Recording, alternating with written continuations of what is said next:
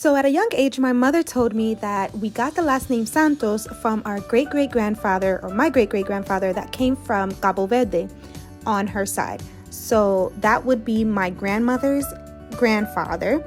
And I always wanted to know more information about it. So I signed up for a 7-day trial for Ancestry.com and kind of dived into where he came from, the paperwork. This is what he looked like. I found out his name was Lorenzo Santos and not Lawrence, like how the family referred to him as. So excited to find his picture. It took me like a week to find this picture, and I got to dive into everything. Oh my God. I've been searching for this picture for a week. This is what he looks like. I kept reading and I was shocked to learn that my great-great-grandfather was 38 years old when he married my great-great-grandmother, who was 19. What? They had children, and this is one of their sons, the junior. So, of course, I had to book a trip to Cabo Verde, which I booked last year through a great deal. So guys, we are about to start our first major leg of our journey, and that is heading to Portugal. We have a 15-hour layover in Portugal, and then we are headed to Cape Verde. As always, starting the trip out with Alistair, sleeping as usual. You can't wake it up. No, because we're about to walk to our gate. We gotta go. We board in like 20 minutes. Come on. Time to go.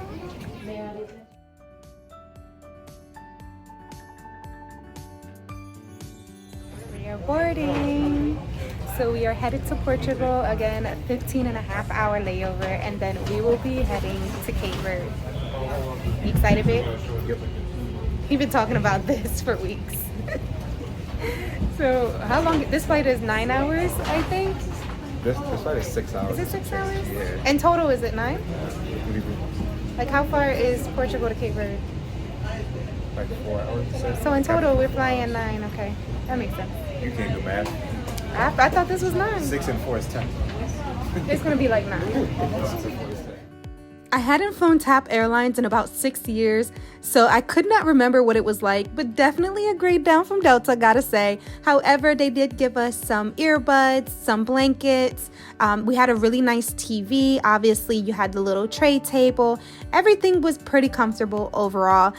Didn't mind it at all. They also had a little charging port. You had to use USB, or you could also do an outlet charging port. We did have a few meals. The meal that I had was okay. The meal Alistair had was great. And then I practiced some Portuguese before we landed because I wanted to know a few words before we got there. And believe it or not, this helped a lot, both in Portugal and in Cabo Verde. Once we landed, I found some lockers where we were able to store our luggage because we had a 15-and-a-half-hour layover. These are absolutely amazing, and I think that every airport should have them. They're super quick and super easy. We were able to store all of our luggage that we had in one place. So if you're interested in doing these, if you're at the Lisbon airport and you have a really long layover, just go to Terminal 1 outside of departures. You're going to go, it's outside of the security part. You're going to go past the rental car place that's going to be on your right hand side, and then past the subway on your left, up the escalators, and you'll be there. Angry.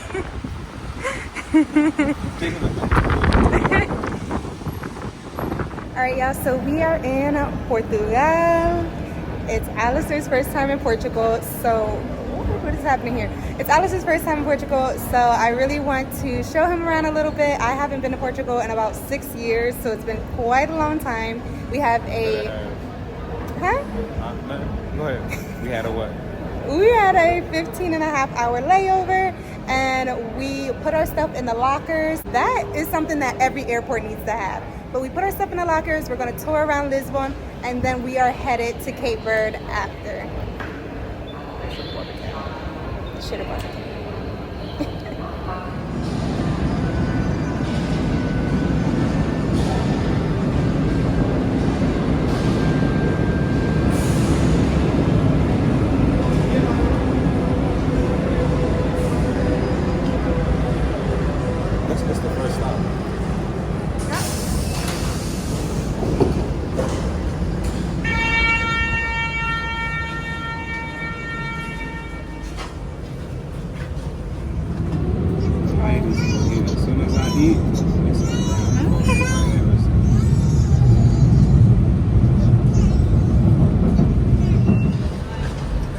excited? You haven't been on a trip in a while? Long time. So this is not how I expected our layover in Portugal to go. It is pouring raining. It's nasty, it's muddy. We are trying to find somewhere to eat breakfast. I definitely could not show I was through Portugal this time, but maybe next time. Well, right back to the airport after. Yeah, we can't even like tour or do anything but eat and go back to the airport at this Bring the point. camera, right? See? I know. I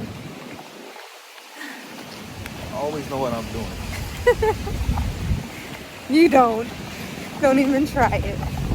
So the layover wasn't going too well, but we stopped to get some pastéis de nata so Alistair could try. The pastry. Not the pastry, the bread around it. I knew you would like the breading around it. Because you like croissants. That's what it reminds me of. We have this thing in Trinidad called jam tarts.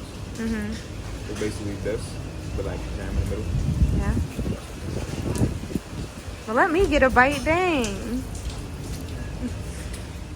After a quick stop and some more rain, we finally just decided to settle on a place to eat breakfast and then possibly head back to the airport afterwards. So we settled on this cute little cafe called Break. It was a little pricey, but food was pretty good and it kept us dry for quite a while. So we just woke up and we decided to stay in the airport because it was raining and I really needed some sleep. I still look crazy. Let's see if this way looks better. But I'm gonna show you guys where we were sleeping. And it was a group of people, like, I don't know what country they were from. Obviously they were speaking Spanish. And I could hear them like saying like, oh, they're sleeping.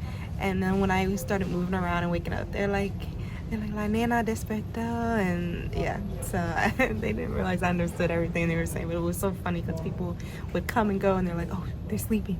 Oh my God, they're sleeping. Sitting on this bench right here behind these seats. You can see these seats, and this was my resting spot, and then Alistair was resting right here. So yeah, got some well-needed sleep. I think I'm gonna go for round 2 because I am really tired, but it did the job. It's very hard though. After 15 and a half hours, we are finally walking to our gate to go to Cape Verde. The Portugal airport is like, in Lisbon, is quite interesting. It is not an easy airport to navigate. I feel like I should make like a reel and talk more about it just to make the experience less overwhelming for people. And kind of explain where to go and what certain things mean. Won't talk about it at the moment, but Alice is annoyed because we already had And we'll tell you what day to not talk to you. we already had an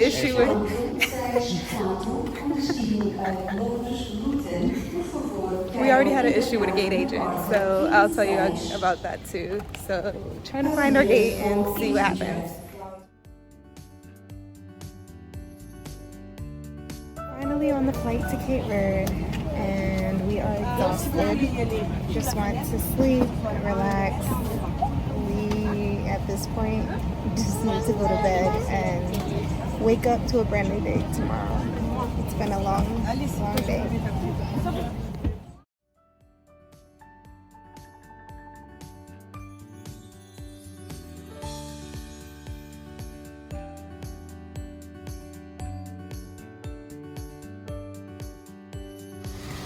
So as you can see, we look busted. You look busted. I don't look busted. Yes, you do. I don't look busted. Yeah, you look a little better than me, but it's okay. As you can see, we are tired. It's 1 in the morning. We finally made it to Cabo Verde.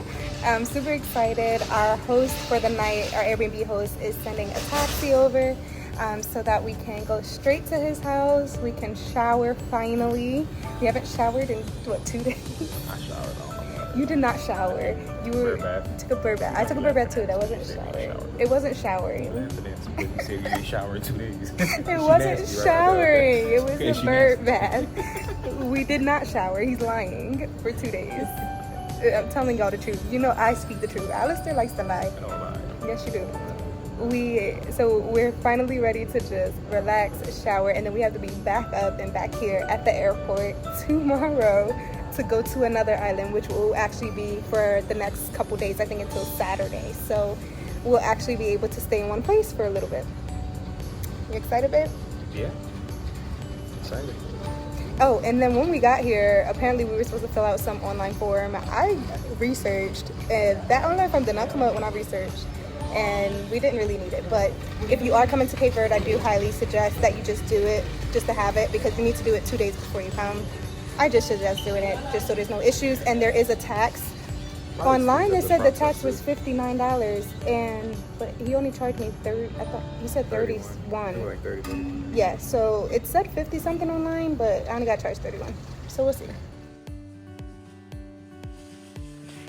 So this is our Airbnb for the night. And the bathroom. I'm so ready to shower.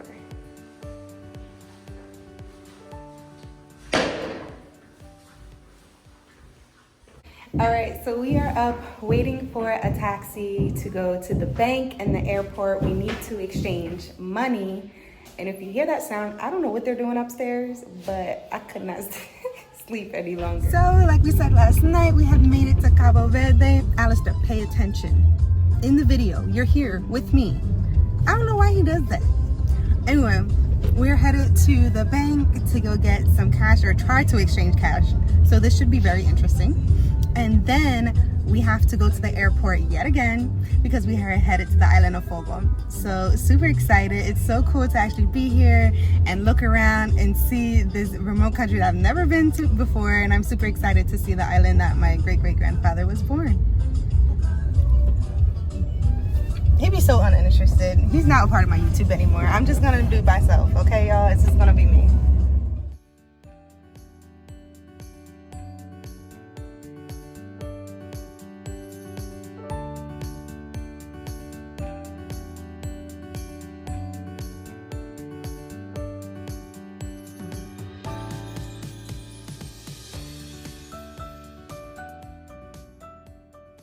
Taking Best Fly Airlines to Fogo. I've never flown Best Fly, obviously, and I am extremely nervous because I do not do small planes. So me and small planes, super nervous. So Best Fly is a domestic airline and it is quite small, so we'll see, which is why we were only able to take 6 kilograms of hand luggage. If you are interested in going to the other islands and flying to them during your visit to Cabo Verde, I would suggest booking in advance. I went on Best Fly's website, and that's how I booked all of our flights. And you can also buy them. They have a sales desk right at the airport, so if you're doing something kind of last minute, which I don't recommend, you can try and get a ticket that way by going to like the sales desk or like a travel agent ticketing office or something like that. Highly recommend booking them in advance because tickets do sell out. They are small planes, so a lot of times seats can sell out pretty fast or pretty quickly depending on the time of year or something of the sort. I booked these probably, I want to say about a month ago. So that's usually recommended. It was expensive. This is like a 30-minute flight and it cost us like $93 a person. There is a ferry, however, I was reading a lot of reviews and like I know people that have taken the ferry before. I get sick when I'm on ferries, and I also did not want to risk the possibility of us getting stuck in Fogo or like the ferry not running for a certain day or something of the sort. So just decided to pay the money and book the flight.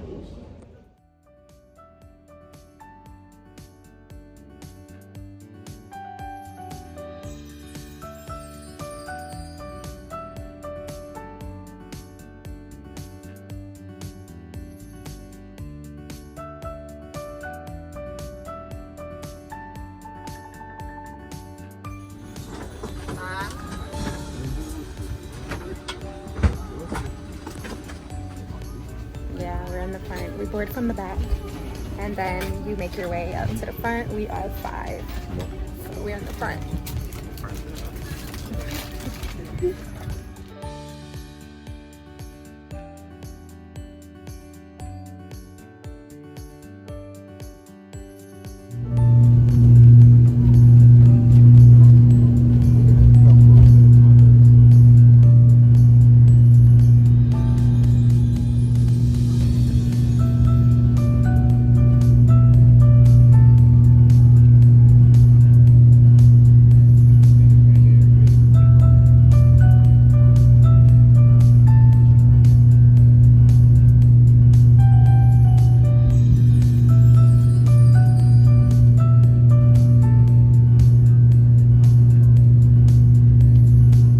It was about 30 minutes from wheels up to wheels down, and these are the incredible views that we are able to see. Y'all see those little propeller things? I was shook, but I had a great time looking out of the window and going into the island that my great-great-grandfather lived. So I really wanted to embrace the experience. They did provide some water within that 30 minutes, and as you can see, we are landing and you can see Pico de Fogo right there. So we landed and it's an incredible feeling. Open each overhead compartments and do not forget any luggage on board.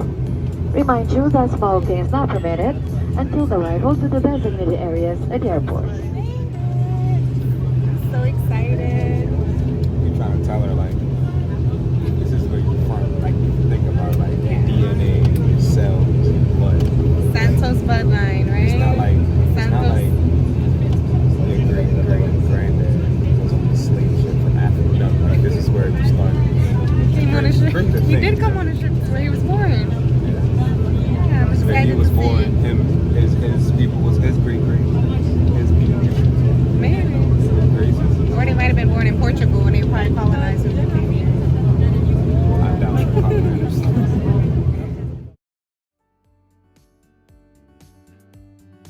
Gracias.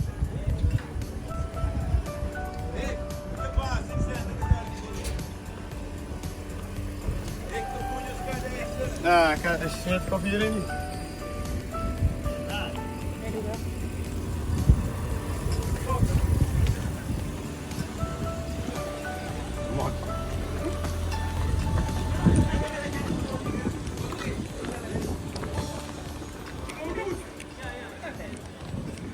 Hi. So we were picked up by our driver. Remind me, voy a hablar en español.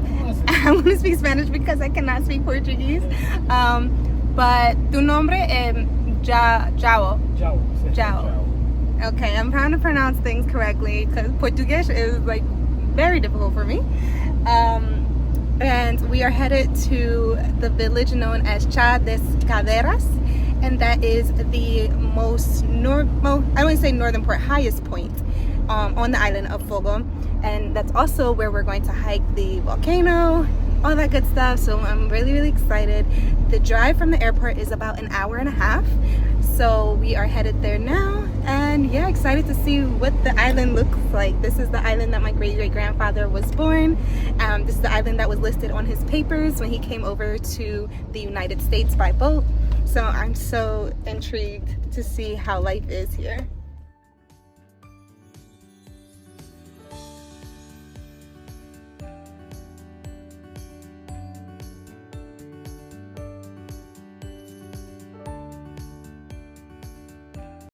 We are almost to Chá das Cadeiras.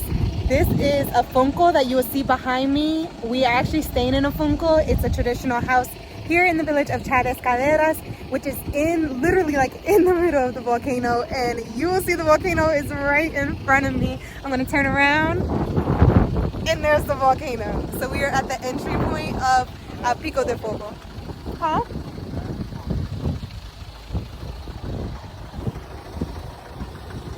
What'd you say? Oh, Alistair talking about he is the volcano. I thought you said it's not. I'm like, it is a volcano. It's so cool how close you can be to something that is so dangerous. Pico de Fogo is an active volcano with a village situated in the crater. It is called Chá das Cadeiras, and we had an amazing time. Subscribe and follow as we show you guys the resilience of this community.